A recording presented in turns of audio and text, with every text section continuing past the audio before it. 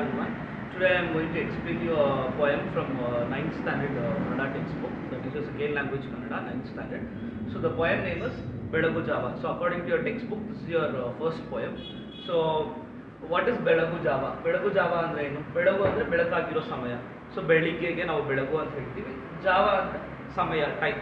So here basically the poet is trying to explain the beauty of the morning, how beautiful the morning would be. So he's just going to explain that. So ಇವಾಗ ಕವಿ ಪರಿಚಯ ನೋಡೋಣ. ಈ ಪದ್ಯವನ್ನು ಬರೆದವರು ದ.ರಾ Bendre. So ದ.ರಾ Bendre ಅವರ ಪೂರ್ಣ ಹೆಸರು ದತ್ತಾತ್ರೇಯ ರಾಮಚಂದ್ರ ಬೇಂದ್ರೆ. ಇವರು ಹುಟ್ಟಿದ್ದು ಜನವರಿ 31, 1896. 1896 ಜನವರಿ 31st was his date of birth. And ಅವರು ಧಾರವಾಡದಲ್ಲಿ ಹುಟ್ಟಿದ್ದು. ಇವರ ಕೃತಿಗಳು ಗರಿ, ಸಖಿ ಗೀತ, ಗಂಗಾವತಾರಣ, ನಾದಲೀಲೆ, ಅರಳು ಮರಳು, ನಾಲ್ಕು ತಂತಿ. ಇವರ ನಾಲ್ಕು ತಂತಿ ಕೃತಿಗೆ ಇವರಿಗೆ ಜ್ಞಾನಪೀಠ ಪ್ರಶಸ್ತಿ ಲಭಿಸಿದೆ. ಹಾಗೂ ಇವರ ಅರಳು ಮರಳು ಕೃತಿಗೆ ಕೇಂದ್ರ ಸಾಹಿತ್ಯ ಅಕಾಡೆಮಿ ಪ್ರಶಸ್ತಿ ದೊರೆತಿದೆ. ಇದೆರಡು ಅವರ ಪ್ರಶಸ್ತಿಗಳು. ಮತ್ತೆ ಅವರು 1981 ಅಕ್ಟೋಬರ್ 26ರಂದು ತ್ಯಜಿಸಿದರು, ಇಹಲೋಕ ತ್ಯಜಿಸಿದರು. ಮತ್ತೆ ಇವರ ಈ ಪದ್ಯ ಬೆಳಗು ಜಾವ ಎಂಬ ಪದ್ಯ ಇವರ ವಿನಯ ಎಂಬ ಕವನ ಸಂಕಲನದಿಂದ ಆರಿಸಲಾಗಿದೆ. ಸೊ ಇದು ನಮ್ಮ ಕವಿಗಳ ಪರಿಚಯ. ಸೊ ದಿಸ್ ಇಸ್ ದ ಕವಿ ಪರಿಚಯ of this poem. So let us get into poem. So first paragraph ಬರೋಣ. ಈ ಪದ್ಯದಲ್ಲಿ ಏನಾಗುತ್ತೆ, ಒಬ್ಬ ತಾಯಿ ತನ್ನ ಮಗುನ ಪ್ರೀತಿಯಿಂದ ಎದುರಿಸಿ ಬೆಳಗು ಜಾವದ ಬ್ಯೂಟಿ, ಬೆಳಗು ಜಾವದ ಸುಂದರತೆಯನ್ನು ವರ್ಣಿಸ್ತಾಳೆ. ಸೊ ಹಿಂಗೆ ದ.ರಾ ಬೇಂದ್ರೆ ಅವರು ಈ ಪದ್ಯವನ್ನು ಬರೆದಿದ್ದಾರೆ. ಸೊ ಫಸ್ಟ್ ಪ್ಯಾರಾಗ್ರಾಫ್ ಹೋಗೋಣ. ಏಳು ಚಿನ್ನ ಬೆಳಗಾಯಿತು ಅಣ್ಣ, ಮೂಡಲವು ತೆರೆಯ ಕಣ್ಣ. ಏಳು ಚಿನ್ನ, ಎದ್ದೇಳಪ್ಪ. ಚಿನ್ನ ಅನ್ನೋದು ಒಂದು ಪ್ರೀತಿಯಿಂದ ಬಳಸೋ ಪದ. ಏಳು ಚಿನ್ನ, ಬೆಳಗಾಯಿತು ಅಣ್ಣ, ಬೆಳಗಾಯಿತು. So it is morning now. ಮೂಡಲವು ತೆರೆಯ ಕಣ್ಣ. ಮೂಡಲು ಅಂದ್ರೆ ಆಕಾಶ. ಸೊ ಮೂಡಲ ಕಣ್ ತೆರೆದಿದೆ.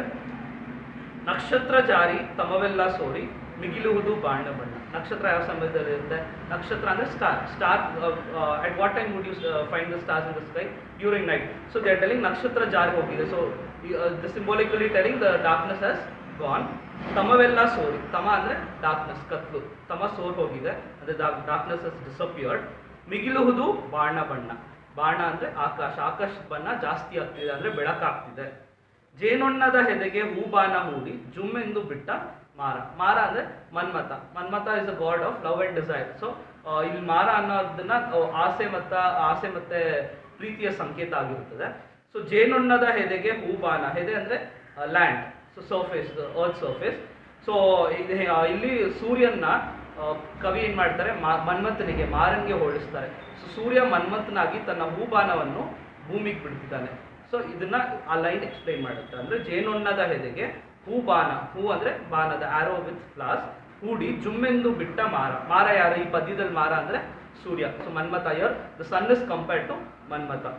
ಸೊ ಗುಡಿಗೋಪುರಕ್ಕೆ ಬಳೆ ಬೀಸಿ ಬಂದಾಗೋ ಬೆಳಕು ಬೇಟೆಗಾರ. ಗುಡಿಗೋಪುರ ಅಂದರೆ temples and towers. So here again he has given one more comparison to the sun, that is ಬೆಳಕು ಬೇಟೆಗಾರ. So he is the hunter of light. The poet is trying to tell he is the hunter of light, and he has spread his net through to all the temples and towers. Okay, so this is all about first paragraph. Now let us go to second paragraph.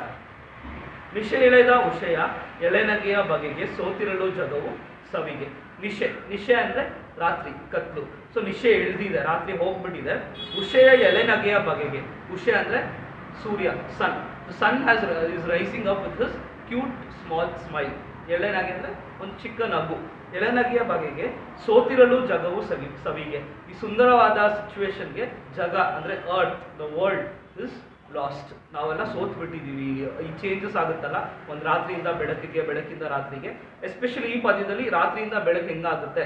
So early in the morning ಒಂದು scene ಹೆಂಗಿರುತ್ತೆ, ಆ scenery ನೋಡೋಕ್ಕೆ ನಾವು the entire world is lost. ಕಣ್ಣಿದಿರು ಬಂದು ಕಟ್ಟಿತ್ತು ಕನಸು, ಕೂಗೊಂದು ಬಂತು ಕಿವಿಗೆ. ಸೊ ಇವಾಗ ಪ್ರತಿದಿನ ನಾವೆದ್ದಾಗ ನಮಗೆ ಒಂದು ಕನಸಿರುತ್ತೆ. ಆ ದಿನಕ್ಕೆ ಒಂದು ಕನಸಿರುತ್ತೆ. ಆ ಕನಸನ್ನ ನಾವು ನನಸು ಮಾಡ್ಕೋಬೇಕು ಅಂತ ಇರುತ್ತೆ. So every day whenever you get up, you will have a target, you have a dream. So that is what the poet is trying to tell. Once the sun has rose up, ಕಣ್ಣಿದಿರು ಬಂತು ಕಟ್ಟಿತ್ತು ಕನಸು. So you have a dream front of you. ಕೂಗೊಂದು ಬಂತು ಕಿವಿಗೆ. So and there is a noise from far away that is telling, ಮಕ್ಕಳಿರ ಕೇಳಿ ರಸ ಕುಡಿಯಲೇಲಿ, ಹುಸಿ ನಿದ್ದೆಗಿದ್ದೆ ಸಾಕು, ಈ ತುಂಬಿ ಬಾಳು ತುಂಬಿರುವ ತನಕ ತುಂಬಿ ಕುಡಿಯಬೇಕು. ಮಕ್ಕಳಿರ. So here the poet is especially telling to the kids, that is the youth. Makkalira keli, rasa kudiyaleli. So early morning you just, soon after you get up, you just take some drink, right? So that is what the poet is telling. Here the poet is symbolically telling that as soon as you get up, you just get refreshing by having some milk. Rasa kudiyaleli, husi nidde gidde saku. Husi nidde andre, so the sleep you have in the early in the morning, that is the very lazy sleep where you don't feel like getting up. So that is called as husi nidde. Husi nidde gidde saku. ಈ ತುಂಬಿ ಬಾಳು ತುಂಬಿರುವ ತನಕ ತುಂಬಿ ಕುಡಿಯಬೇಕು. So your life is filled. Here especially rasa kudiyaleli, the poet has used, no? Here the word rasa means the experiences. As soon as every day you get up, you had to face new experiences in your life. So that is compared to rasa here. So what all experiences, ಏನೇನು ಅನುಭವ ಆಗುತ್ತೆ ನಿಮಗೆ ಇಡೀ ದಿನ ಪ್ರತಿದಿನ ಏನೇನಾಗುತ್ತೆ ಅದನ್ನ ರಸಕ್ಕೆ ಹೋಲಿಸಿದ್ದಾರೆ ಈ ಕವಿ. ಸೊ ಈ ತುಂಬಿ ಬಾಳು ತುಂಬಿರುವ ತನಕ ತುಂಬಿ ಕುಡಿಯಬೇಕು. ಸೊ ನಿಮ್ಮ ಜೀವನ ಪೂರ್ತಿ ಒಂದಷ್ಟು ಅನುಭವಗಳಿಂದ ತುಂಬೋಗಿರುತ್ತೆ. So your life is filled with many experiences. Might be it is past, might be in the future also you will have to face many experience, or present you will be facing many experiences.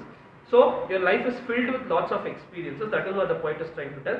ಈ ತುಂಬಿರೋದು ಅಂದ್ರೆ it's filled. ತುಂಬಿ ಬಾಳು ತುಂಬಿರುವ ತನಕ, until your life is filled with experience, ತುಂಬಿ ಕುಡಿಯಬೇಕು. Just keep drinking the experiences, keep taking the experiences. This is about second paragraph. Third paragraph, ಯಾವಾಗೋ ಕೋಳಿ ಕೂಗಿಯುವುದು ಹೇಳಿ ತಡವೇಕೆ ಪಾನ ಕೇಳಿ. So when does the cock crows? The cock crows early in the morning. So the cock has already crown. The cock ಯಾವಾಗೋ ಕೋಳಿ ಕೂಗಿದು ಹೇಳಿ. So you are already late. ತಡವೇಕೆ ಪಾನ ಕೇಳಿ. Why are ಪಾನ ಅಂದ್ರೆ ರಸ. So get up again. The poet is trying to tell, start facing the experience, start experiencing it. ತಡವೇಕೆ, ತಡ ಅಂದ್ರೆ late. Why you are making it late? ಮೊದಲಾಗಲೀಗ ಅಂಗಡಿಯ ಕದವ ಈ ಕ್ಷಣಕ್ಕೆ ತೆರೆಯ ಹೇಳಿ. ಮೊದಲಾಗಲೀಗ, you want to become first in your life, right? So ಮೊದಲಾಗಲೀಗ ಅಂಗಡಿಯ ಕದವ ಈ ಕ್ಷಣಕ್ಕೆ ತೆರೆಯಲಿ. ಸೊ ಅಂಗಡಿ, ನಮ್ಮ ಜೀವನನ ಅಂಗಡಿಗೆ ಹೋಲಿಸಿದ್ದಾರೆ. ಸೊ ಬೆಳಗ್ಗೆ ಎದ್ದ ತಕ್ಷಣ ನಮ್ಮ ಅಂಗಡಿ ನಾವು ತೆರಿಬೇಕು, ನಮ್ಮ ಕಸ್ಟಮರ್ಸ್ನ ನಾವು ಅಟೆಂಡ್ ಮಾಡಬೇಕು, ನಮ್ಮ ಲೈಫಲ್ಲಿ ಯಾರ್ಯಾರು ಬರಬೇಕು. ಸೊ ನಾವು ಒಂದಷ್ಟು ಎಕ್ಸ್ಪೀರಿಯನ್ಸಸ್ನ ಫೇಸ್ ಮಾಡಬೇಕು. ಸೊ ಅದನ್ನ ಇಲ್ಲಿ ಕವಿ ಹೇಳಿದ್ದಾರೆ, ಮೊದಲಾಗಲೀಗ, ನೀವು ಮೊದಲಾಗಬೇಕಲ್ವಾ, ಅಂಗಡಿಯ ಕದವ ಈ ಕ್ಷಣಕ್ಕೆ ತೆರೆಯ ಹೇಳಿ. So open your shop, andre your life is compared to a shop here.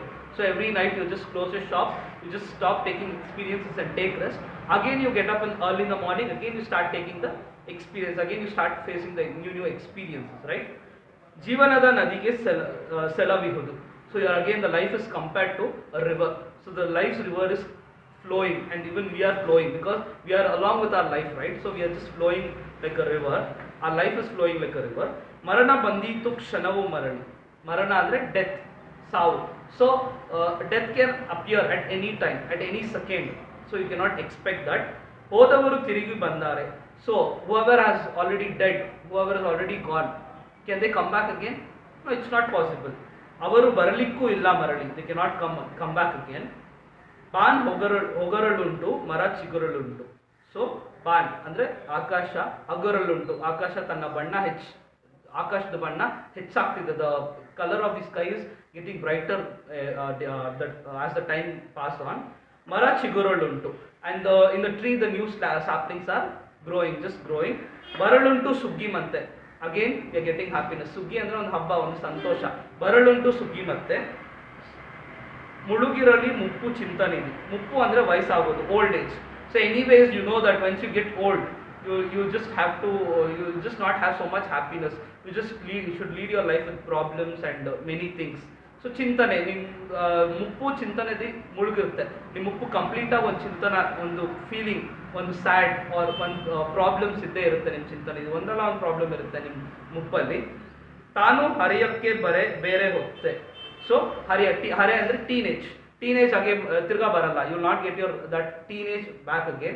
Once you cross your teenage, you just cross your adult age, then you go to your old age. Once you just go to your old age, you will have to face one or the other problems. The poet is trying to tell, whatever your teenage is just special to you. Especially this poem is written to the kids. It's telling you just enjoy your childhood, you just enjoy your teenage, you just enjoy your adulthood. Once you get old, your life will be miserable. So at this present situation, whatever experience you are getting, you just try to face it, you just keep on enjoying your life. This is what the poet is trying to tell. ಇದನ್ನೇ ಈ ಪದ್ಯದಲ್ಲಿ the Ra Bendre ಅವರು explain ಮಾಡೋಕ್ಕೆ ವರ್ಣಿಸೋಕ್ಕೆ ಪ್ರಯತ್ನ ಪಟ್ಟಿದ್ದಾರೆ. Thank you so much. Thank you so much for watching the video. I hope you understood the poem. So still, if you have any doubts, I'll just be posting you the important questions in the end of the video. If you still have any doubts, just please comment in the comment section.